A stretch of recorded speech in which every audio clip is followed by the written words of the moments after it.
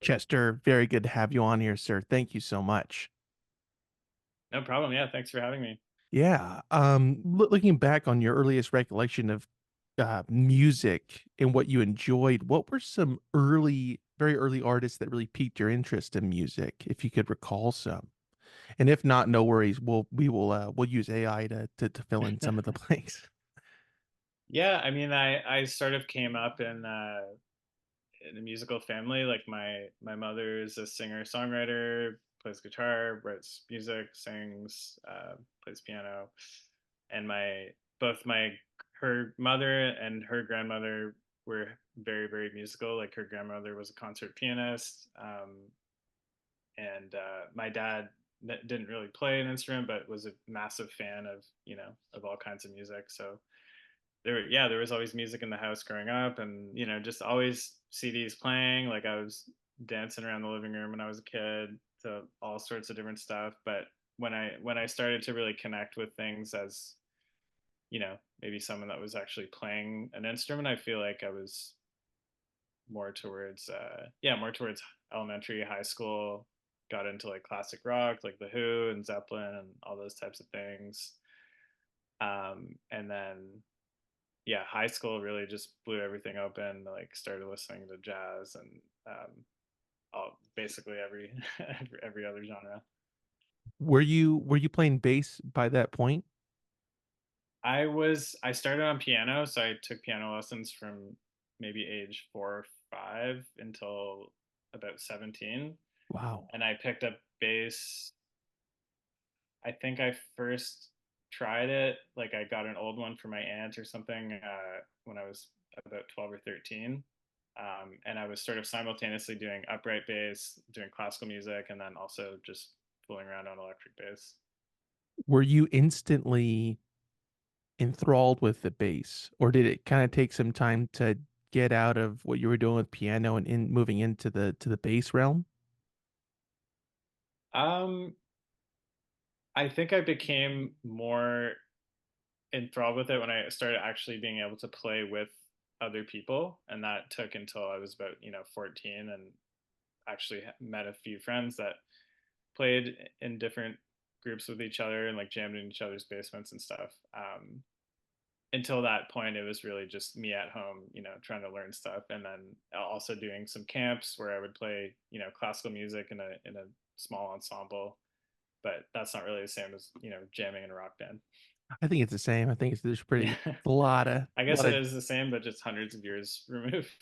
right. And besides that though, yeah, pretty similar. Yeah.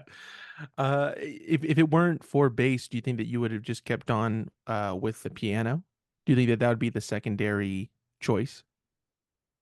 Um, Maybe it's hard to say. I feel like I was getting into all different kinds of music on both bass and piano. Like I played in a couple bands in high school on keyboard, but I never really had like the dedication that some of my peers did for achieving a high level at classical piano. I think that just required a certain level of practice that I maybe was too distracted or not focused enough to achieve. But yeah, I still love to play keyboards, of all kinds. In high school, was that when you decided to go to school for music? Was that kind of the deciding factor time for that?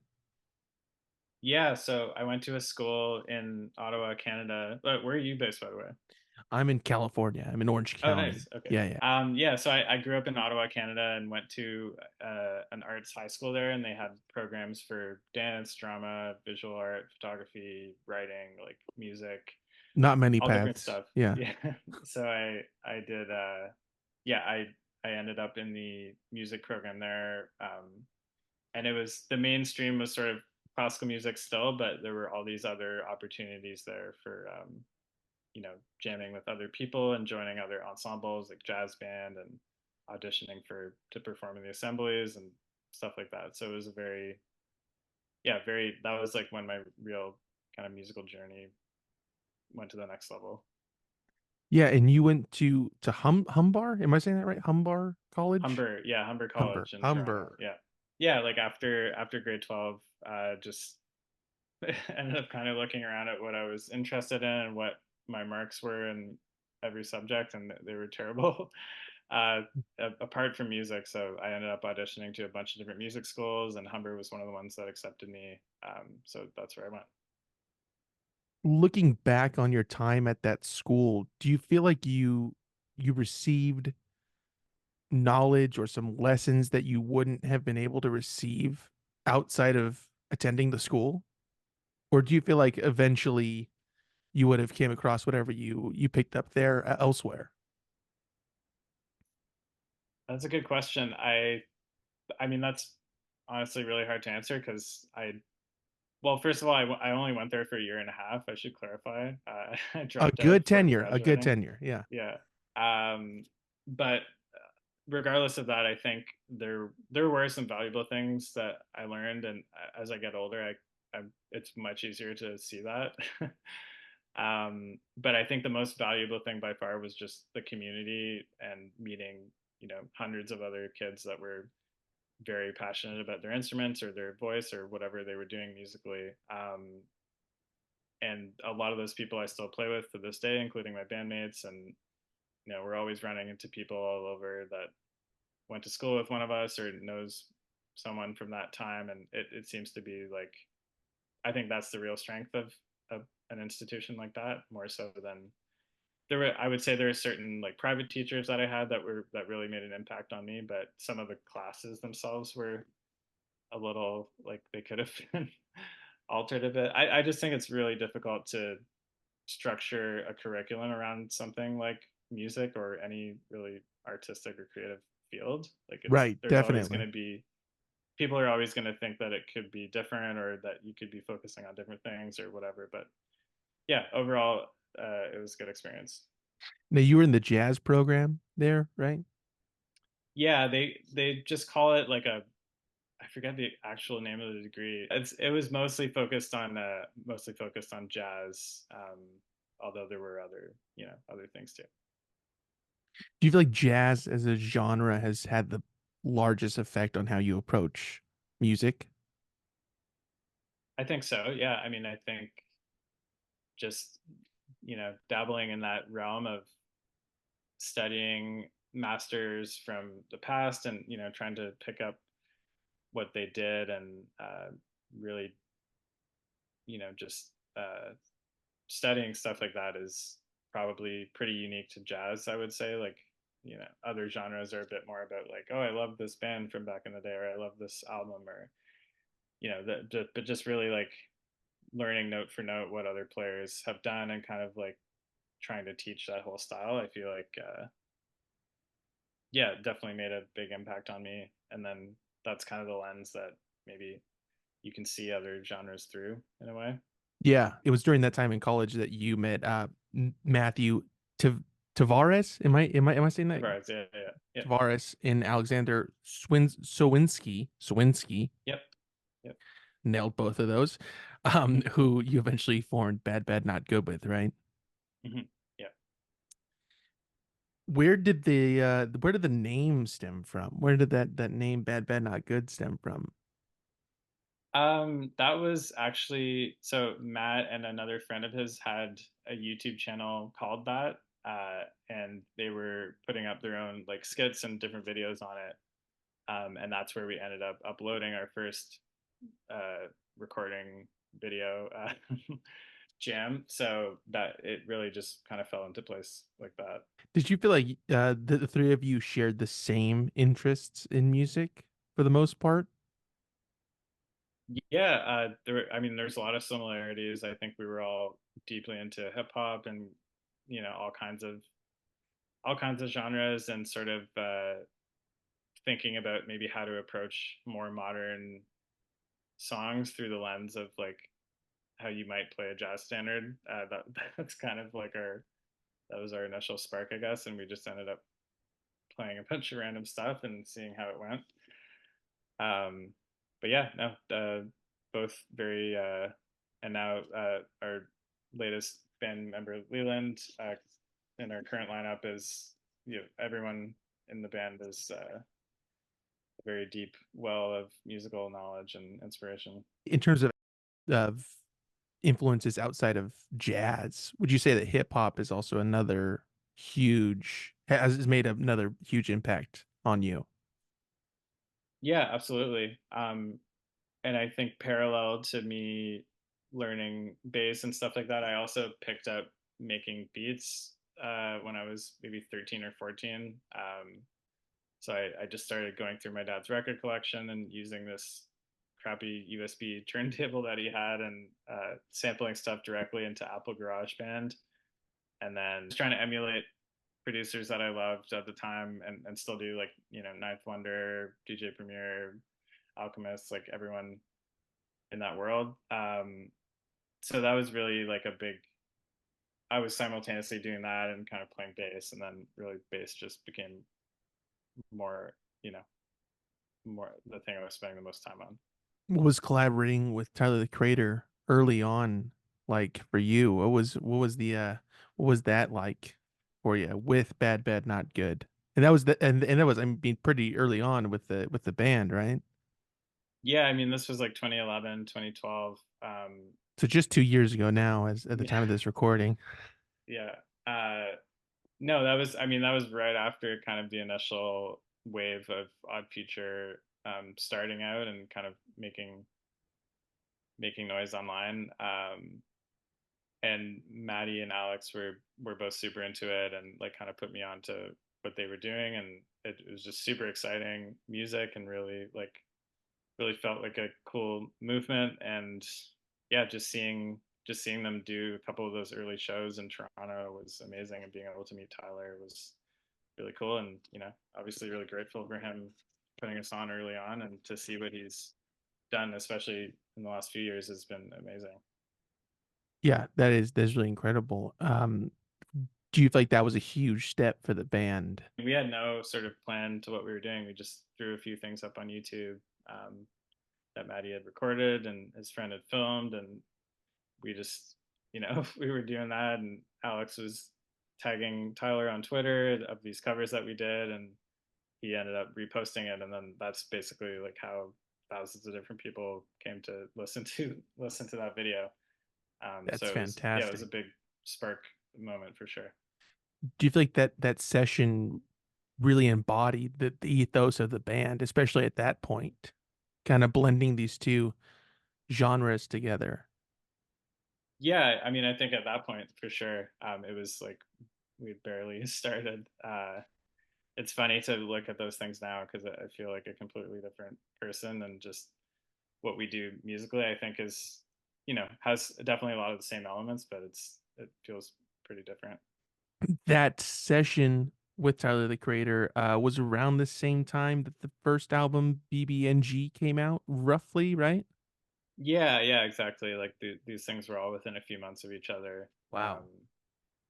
And yeah, early on we were kind of just in school and getting together in our spare time and recording videos and jamming and figuring out figuring out what to do next. It was all very organic. Is that feeling of organicness still prevalent, or do you guys still try to feed that feeling so it's still in the band? Yeah, I think, things change. Like I was 19, I'm 33 now, so it's everyone has changed a lot. Like, Maddie went his own way a few years ago. It's myself, Alex, and Leland now. The two of them have kids. Like we've been through all these sort of major life changes. Um, but ideally when we're in the studio and on stage, like, you try to keep that original spirit of just connecting and combine everything that we've learned with our hopefully still active love of music. What was released in that first album like? Yeah, I mean, it was really cool. Like just putting something like that. It was also reflecting on that era. It was a time kind of parallel to what was happening with the hip hop blog scene, I guess. Like we were kind of in our own little niche of just uploading this stuff directly to the internet and everyone downloading it. And yeah, it was kind of an interesting, just on the cusp of, like Instagram and Facebook and all these things, like right before that all kind of like Facebook was around, but it wasn't really what it is today. So everyone was using these forums and stuff like that to share the music. Were you nervous about the reception of the album or how people were going to perceive it? I don't think I don't know if that would be the right description. I feel like we just had no idea what was going to happen. We're like, oh, maybe 20 of our friends are going to listen to this, and that's cool. Um, and that was basically our only expectation. Do you pay attention to the reviews of albums that you've worked on now, or do you just kind of keep it at a distance? Sometimes, I mean, I try to not place too much importance on it, whether it's a really good review or a really bad review. But yeah, I can't deny that I do read them sometimes. Only on occasion and only the good ones, right? Is a filtering process. Did you feel like the band was off and running after that first album was released? Did you feel like, all right, and now here we go? um, I don't know. I mean, it was all kind of a series of pretty chaotic seeming events, like our first mixtape that we put out, first few videos, and then getting some traction with that, and then doing starting to do a few shows locally. And then Giles Peterson from London, who's like a legend on BBC Music and just legendary DJ, reached out to us to perform at a sort of showcase show that he does every year.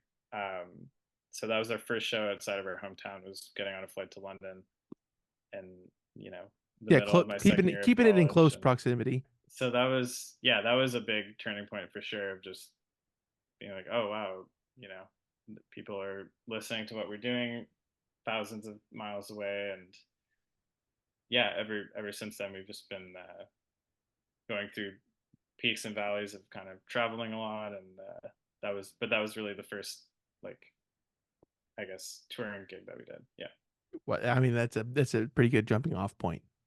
yeah, I mean absolutely, yeah.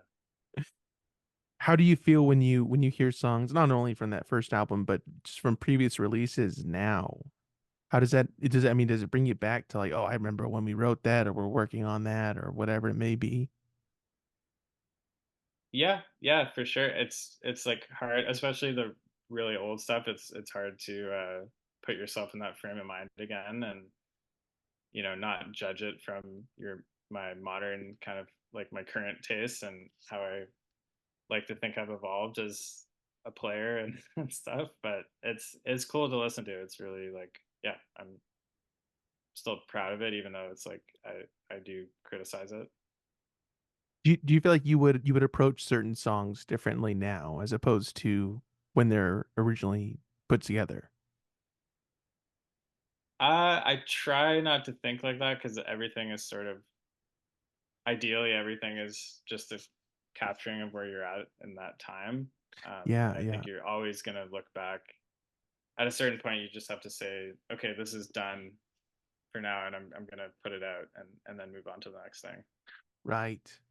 Yeah, in some circumstances, do you feel like songs can only be written in a certain time frame or in a certain era, if you will? Like you couldn't really tap into that at a later date or an earlier date. It's just what's in the now. I think so. Yeah, I think everyone's tastes are constantly evolving, and what you're inspired by is changing year to year. So yeah, I think it's always evolving.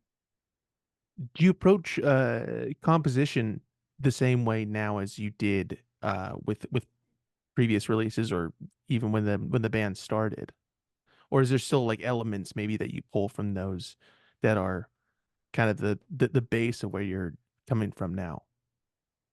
Um, I mean, yeah, it's quite different now. I think the first few releases we were mostly doing covers, and then we gradually started to work in our own original material, and then branching out to all these different collaborations that we did.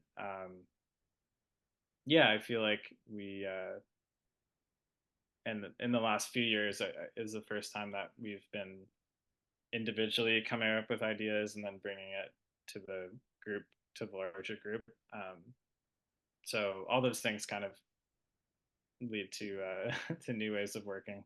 Right.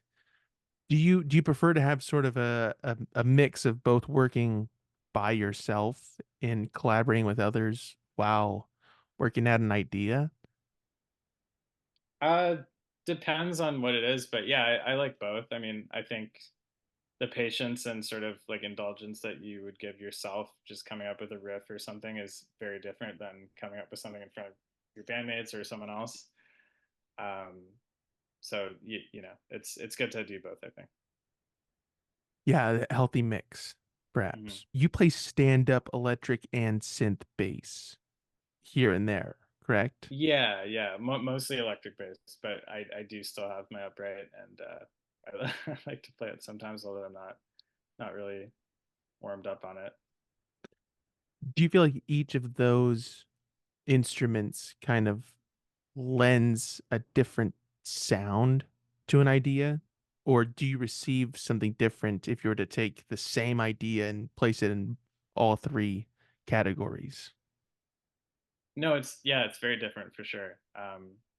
I think it's nice to have uh, the option to try, you know, keyboard or synth bass or whatever, and different like tones, different effects. It all, yeah, it's good to have a wide palette, I think. Yeah, do you feel like you'd be in a narrow palette or just kind of like in a cycle of sorts if you had if you didn't have those different avenues to go down? Maybe, yeah, maybe. I think we've always felt very free to try whatever sonically, which has been a real blessing. So yeah, it's nice to do that. When you're working on a piece for a composition, do you have a kind of step-by-step process that you're working through? Or is it sort of keeping it open-ended and it might be different on one song than the other or the next? Yeah, yeah. I mean, it's really open-ended, I would say. Like, there's kind of no. I'm sure we have like patterns that we sort of fall into, like everyone does, but yeah, try to just be as free and open as possible. Is is that ever difficult for you? Yeah, yeah, I think so. Yeah, it can be hard to. Also, sometimes it's difficult because we've dabbled in all these different sort of genres and styles that sometimes it's almost like we have too many options of what to do. Oh yeah, So it can it's be good to impose some kind of limitation in some ways. yeah, it's too open sometimes. Yeah. Going back to performing live when you're up on stage, what is kind of grabbing your focus in those moments? Is it what the band is doing? Is it how the audience is receiving what is being put out there? What or but kind of a mixture of both and then some? Yeah. I think both, like trying to, and this can be difficult, just trying to listen to everyone actively, even if we're playing a song that we've played 100 times, you know. Um, but try to, you know, um, be in the moment and yeah, listening to everyone and trying to do what's best for the music, and you know, also feeling the energy of the crowd, whether they're more chill or very excited or whatever, and that kind of informs what we do. Yeah. Have you ever gotten an idea or a new idea stemming from uh a live performance that maybe you were just kind of noodling around with a new idea and you said, "Oh, that's something there." Definitely, definitely. I think that's yeah, that's been a large part of our sort of sound the last few years is taking what we've been doing live and trying to work little bits out of that. Yeah. Is it difficult to implement that in a studio setting and vice versa, taking something from the studio and putting it into a live format? Yeah, sometimes yeah. I think different things translate better than others, and sometimes you have to modify what you were thinking for either scenario, but yeah. Yeah, is that kind of like, are you adjusting for that as well? Like it could maybe not pull off the way that I'm intending it to, so I got to kind of adapt it a little bit to fit whatever situation. Yeah, yeah, definitely. There's some of that for sure. How do you feel once an idea for a song that you've been really trying to just get to where it needs to be is finally at that point and you go, "Oh, yes, that's the way I intended it," or that's the way that I wanted it to be. How what is that feeling like? Um, it feels great. I mean, if you have an idea that, especially if it's something you came up with on your own, and then just hearing other people, execute that, it's really, yeah, it's really special. And being able to work on that in a group setting is, yeah, that's the reason why we do this. Is the feeling of finally reaching where a song needs to be different, vastly different when you're working with yourself rather than working with a collaboration of people? Yeah, I think so. I think especially when we have done work with vocalists, or anyone outside of the group, like the everyone will have a different flow and kind of style and how they write music. So sometimes we'll just be completely noodling and doing something really random, and then the person we're working with will be like, "That's perfect, keep doing that." So that can be nice to just like get out of our own heads of what the idea should be or what we should be doing. Yeah. Does that take time though to really find where you guys both meet in the middle or mesh together correctly? Does it sometimes take days to like, all right, let's see where you're coming from, where we're coming from, and how do we kind of blend this? Yeah, it can take time for sure. Depends on who we're working with. Like for example, we just did a project last year with a singer named Baby Rose. Um, and she's just like an incredible artist, and extremely efficient and, and quick at what she does. So we would barely be on the cusp of having an idea, and she'd be like, "Oh, I got the first verse, I got the chorus," like. um, so that's always interesting. And then there's people where they want us to record it, and then they want to listen to it for a long time to really let it sink in. And there's a whole spectrum there of, yeah, of what people, how they like to work. Yeah. Do you feel like you are kind of in the middle of both of these ends of the spectrum there of like not taking forever about it, but kind of sitting with it and kind of just seeing how you feel about it? Yeah, I think it really depends on, definitely been on all parts of that spectrum for sure. Where do you prefer to be? Kind of just like a, okay, this is where it is and this is where I want it to be sort of a thing, or do you really like to kind of again just have just a little bit of time within like let's tweak this and let's put this here or whatever it may be? Yeah, I don't like to take too long because I feel that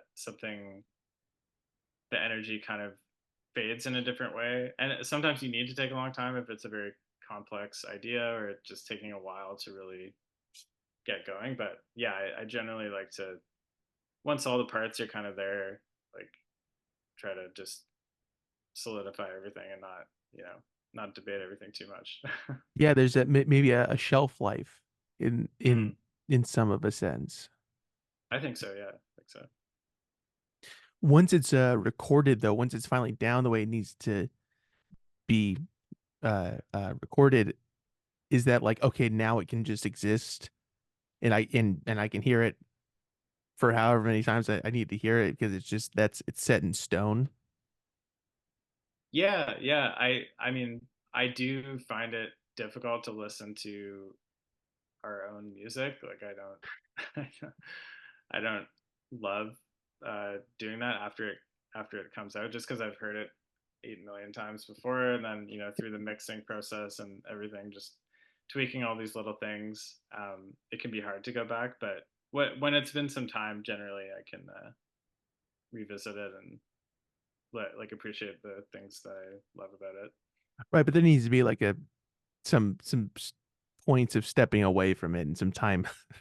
Yeah, yeah, Yeah. definitely. And hearing it through other people's ears too, I think is really powerful. Like just certain people will tell me some things about some song that we did or whatever, and it'll make me appreciate it in a new way. I think after hearing that.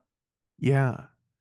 When do you what is the mark for you of like, okay, the song is done? Is it when it's recorded or when it's mixed or mastered or what is that like line for you? I mean, I guess yeah, I guess when it's mastered, because then you can't change it anymore. As long as the possibility exists to change it, then it doesn't feel done. Yeah. But once it's obviously once it's released, then you can't you can't change it. And then you take it on the road and you play stuff live, and it kind of evolves and has its own life there. So yeah, that's like a whole new thing. Yeah, does it sort of re-interest you in songs that you may have been sitting with for X amount of time? You go, oh, you Definitely, get like yeah, definitely. like here's a new way of doing it. Yeah, yeah. It's just a different energy when you can play it in front of people and interact with the other musicians live, and yeah. I like it. I like it, Chester. That was a good answer. I like that answer, sir. Spot on. Yeah, there's quite a bit of collaboration with other folks for Bad Bad Not Good's fourth album, right? That was one that was pretty heavy on bringing some other characters into the fold. Yeah, yeah. Yeah, we had a few different features, and we've always kind of done some production or made things that have been sampled by other people, and um, written stuff with different vocalists. So yeah, we're always trying to work with different people. It just keeps it interesting and fresh to me, like to be constantly meeting and working with new people that have like different inspirations and different ideas about what they want to do. Um, that's kind of like the core of why I like playing music in the first place. So Have you kind of taken some notes from other people that you've worked with over the years on different songs and whatnot and go, oh, maybe I should approach it this way instead of the way that I have been previously? yeah, I think so. I think just anytime we meet someone that has a really strong idea of what they do, that always leaves a mark, because you can see that their approach is might be totally different, but they have a lot of really really interesting ideas, and kind of their ethos can be inspirational to what you're doing. Yeah. With the song Time Moves Slow from that fourth album featuring Sam Herring, did you feel like that song was gonna be as big as it got when you were working on it? Did you feel like this is a real standout sort of a song here? I mean, we knew that we really liked it. We loved the song.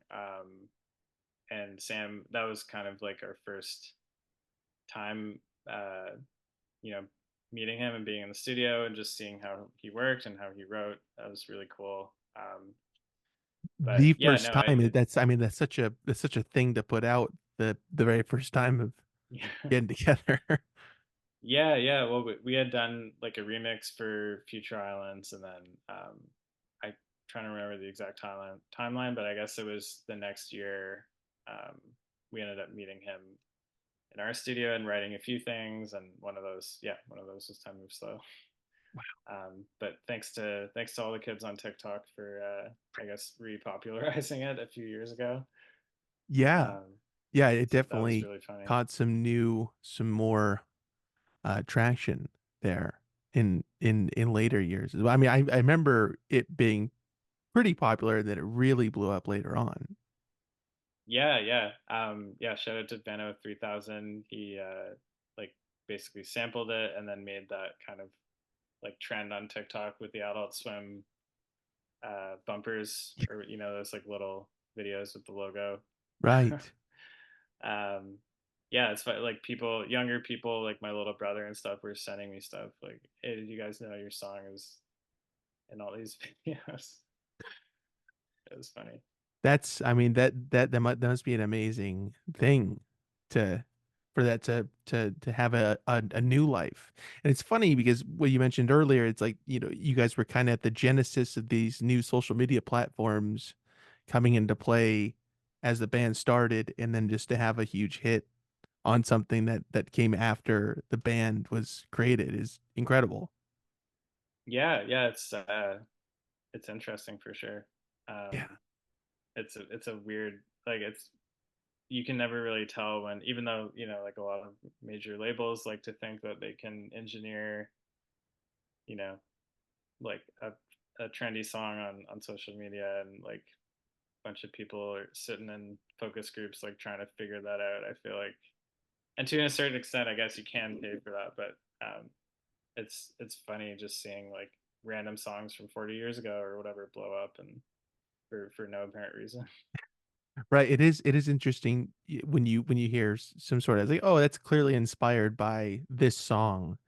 And Right, right. it's and sometimes it does gain some popularity, but then you go, there's just something missing there, whatever it may be, just a genuine, like we just made this on a whim instead of like this is clearly manufactured Hmm, by hmm. Target or whatever it is. Yeah. Um, have you guys has your other songs been licensed in other projects as well outside of Adult Swim and such? Yeah, I mean, we've had a few things in different, shows and movies and stuff, which is really cool. Yeah, Um, and it's so random seemingly when it happens. It'll be like, oh, this song that you made 8 years ago is suddenly in this huge Netflix show or whatever, and it's yeah, it's really interesting, like part of the industry, and um, always really cool when that happens. do you remember the first time that you got the call like, hey, we're gonna license this song for this project?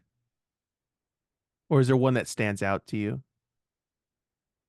Um, I mean, a cool one for me personally, because I was a big fan of the show, but in the show Atlanta, in I guess it was the last or second last season, um, our song was Charlotte, "In Your Eyes," was used in like a pretty intimate scene between the like two of the main characters. So that was cool for sure. That is awesome. Were you watching the show before that had come Yeah, across your yeah, desk? I had watched it, but yeah, I hadn't seen that episode yet, and then people were telling me like, "Oh, it's check out the last episode or whatever." And then you didn't watch it, right? You said, "That's it. I'm done with this program." Is it is it odd? I mean, have you ever even on I guess social media in this case, it's just like scrolling through and then there's a song that you've worked on. Has that occurred for you, or you're at a bar or somewhere like that that they're playing music and a song that you've had a hand in working on comes on? Yeah, I mean it happens like, I don't know. I mean, I'm sure to some people it's like literally every minute of every day like that's happening. If you're like a big pop producer or whatever, it must be really strange. But yeah, definitely like, coffee shops or like boutique kind of stores. Like I feel like we're on a few of those Spotify playlists that are for catered to that kind of thing. It's cool. It's cool when it happens. That it's I still get embarrassed or whatever, but it's definitely a yeah. It's a special thing. Like it's really an honor. You know. Yeah. Um, does it bring you back to when you were composing these songs? Like, oh, I remember when we did that. Are you analyzing it through like a lens of like, oh yeah, we were with such and such on that, and I remember when I came up with that little part there, or Sometimes, yeah, yeah, yeah. Sometimes for sure. that's awesome. Um, when you're when you're playing a song like Time Moves Slow, Is it difficult with a song like that that features someone else to put that in a set list without the person who's there, like Samuel, in that case? Is it difficult to play that song without the a key member of the song being there? Yeah, yeah. It's we generally don't for that reason, just because people are gonna be maybe disappointed if it's like, oh, they're playing the melody on sax when it was used to be this singer.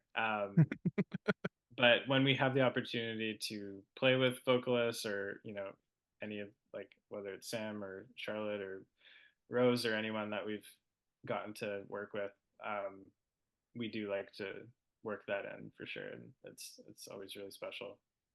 Yeah, is there someone that you would like to collaborate with in that sort of capacity that is on your bucket list? You're like, I think that that would be really interesting to see what they bring to the table and work with us. I mean, yeah, so many. It's I feel like, um, And also, just to further that, Chester, just make it a little bit more difficult. Someone, an artist who is dead, who you would think like that would be really interesting to see what they would work with us on. yeah. I mean, I don't know. We've lost so many like legendary uh, musicians of all kinds recently. And there's a lot of, like, there was this jazz singer named Andy Bay who was really amazing, like unique, legendary voice that we had actually been in like sort of brief contact with through like his son. Um, and there was a chance of maybe getting together to do something, but it didn't work out, unfortunately. There's a lot of people like that, like Roy Ayers, who we also lost recently. Would have been really cool to do something with him. um, yeah, I don't know. It's as we go through life and kind of meet more people, just constantly keep getting new ideas, and there's not enough time or or accessibility to like do all those things, unfortunately. But yeah, Right. we're looking forward to whatever the next collaboration is. Or just me with Paul McCartney. And I don't know if we can legally say that now. We're gonna check with the I mean, lawyers on that. that would be incredible. I feel like he'd be Is really fun to hang out with in the studio. you think he'd be a good hang? I think so. I mean, I think he'd just be like a very charismatic, like fun dude to play with. I don't know. All right. Same with Ringo as well. Yeah, absolutely, absolutely. Keith Richards. Yeah, yeah. I mean, I'm just keep on I'm going down. I got a whole list of people here. yeah. I mean, I'm huge fans of all that music. So yeah.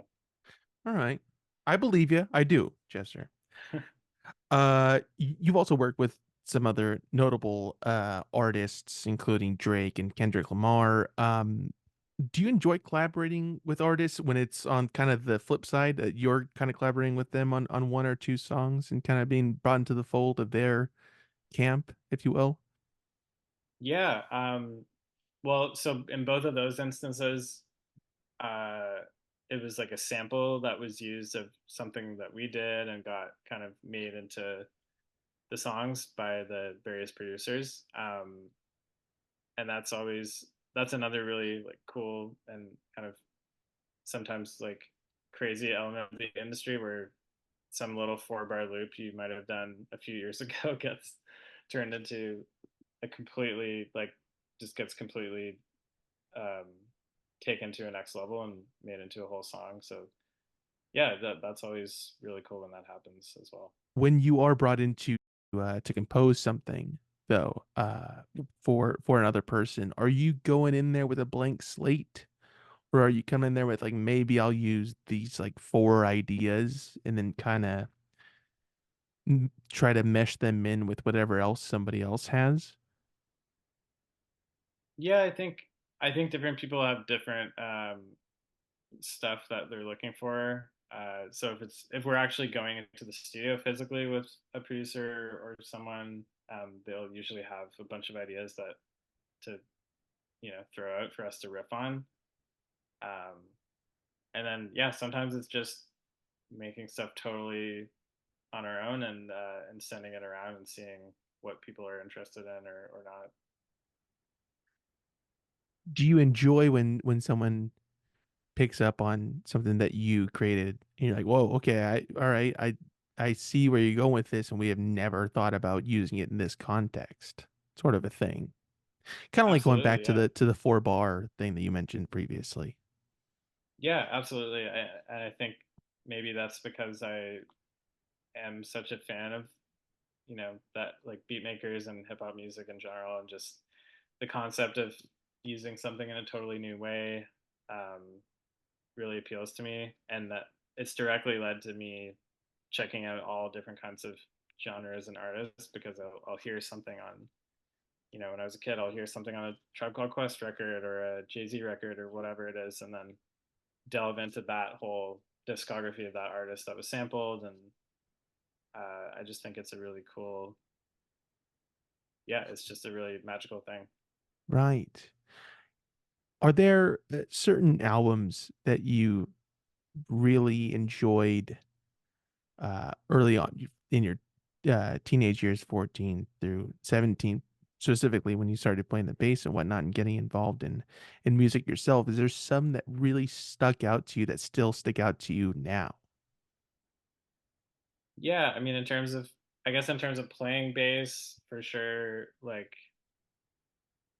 some jazz fusion stuff, I would say, like Weather Report, and then just kind of a crazy mix of things that me and my friends were into jamming on, like Chameleon by Herbie Hancock, or like uh, that D'Angelo record, or like different Jay Dilla stuff, or and then I was also in a classic rock band, so we were heavy into like the Who and Zeppelin and stuff like that. Yeah, like literally everything. A deep well, if you will. Yeah, yeah. When you think back to an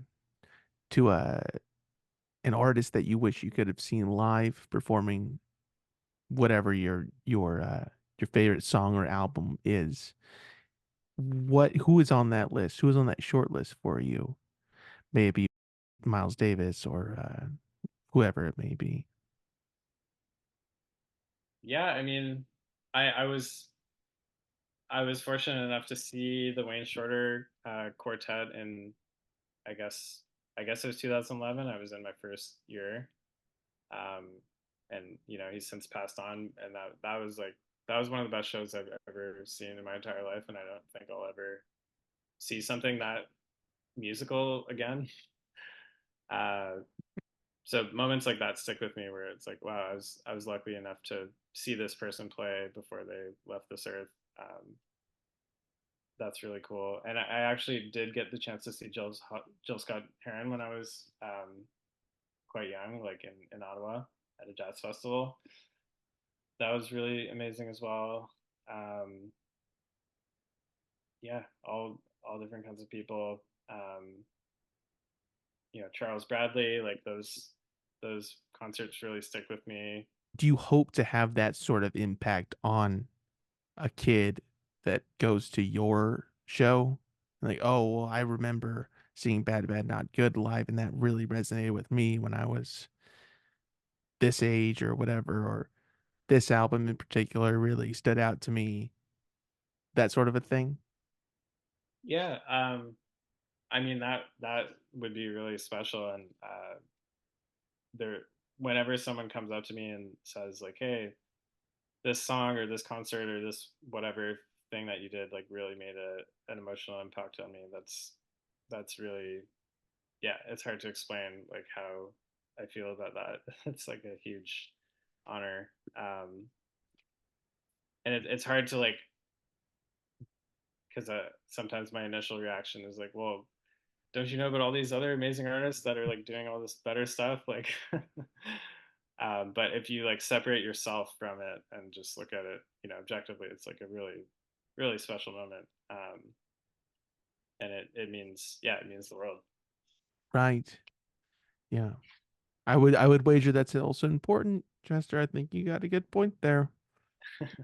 Um, does success with an original Bad Bad Not Good song feel different than a Bad Bad Not Good song that has been sampled or remixed or something?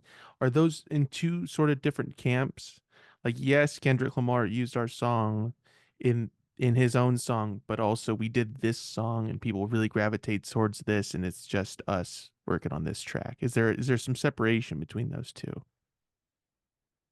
Yeah, I think it's different. I think the sampling stuff and the production stuff is like we're part of a bigger group of people working on this music. And it's kind of like more behind the scenes, which I actually like. uh, but then, yeah, when you know make a song from scratch, and whether it's with a singer or not, and just something that kind of resonates with people is, and also being able to perform that live because we can't really go around just like performing those random songs. Like it would just sound really weird, and we'd have to probably play like the MP3 or something, and it just wouldn't make sense. So yeah, it's different. I enjoy both scenarios for sure. What is the most gratifying part of making music for you? Um, I think there's just the feeling of creating something from you know nothing, or just from this nebulous sort of creative force, with whether it's with people you know really well, or people you just met, or large group, or small group, or even by yourself. I think that is really special, and yeah, just being able to, it's like such an undefinable thing. The simple What act of creation, I guess. Yeah. I think that at its bare that's it at its barest bones. And I appreciate that. What is success in music for you? Um, I mean, I guess like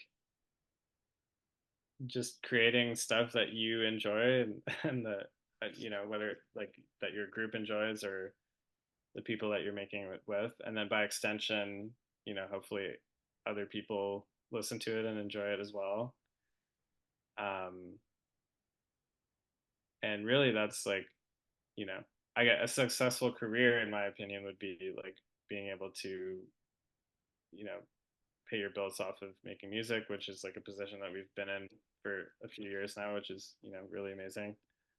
Um, but yeah, I think it's important to focus on just the act of doing it and how it makes you feel. And then hopefully everything else kind of falls into place after that.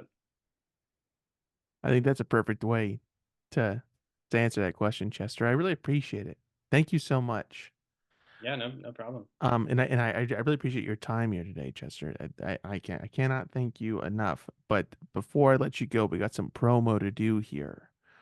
Sure. So, Bad Bad Not Good's music is streaming everywhere. Wherever people get their music, that's where they can find you, right? TikTok, Instagram, Facebook, and then I guess like Spotify and YouTube and these other, but mainly the real socials. Yeah. Yeah, wherever you get your music. Shout out to Bandcamp, and Adult Swim. the more ethical streamers, let's say. Yeah, you could find some of the merch through innovativeleisure.net. They have some good stuff up there. As well through the Bandcamp at badbadnotgoodofficial.bandcamp.com. And I saw that there's a new store in the works. Um, Yeah, well, we have our own sort of website with like tour dates and merch and stuff, so you can just go to badbananagood.com as well. Yeah, Perfect. that'll lead you everywhere else. And yeah, and you guys have the tickets up there as well. Some ticket links for some upcoming shows, which is fantastic. And everyone could stay up to date with everything else by following the band on Instagram at Bad Bad Not Good on Instagram. Now you also have a solo project, right? And Yeah, it's yeah, Fieldrow. Yes. yeah. Fieldrow, one word. Yeah. Yeah. Many more songs in the works, but yeah, there's a few early ones up there. When did you decide to start that? Um, I guess a few years ago we had a bit of a pause from, because we our trajectory and kind of like schedule was pretty crazy from maybe 2012 until I'd say the end of 2018. Um, so 2018, 2019 was the first time I really had a moment to kind of just be, in one place for weeks or months at a time.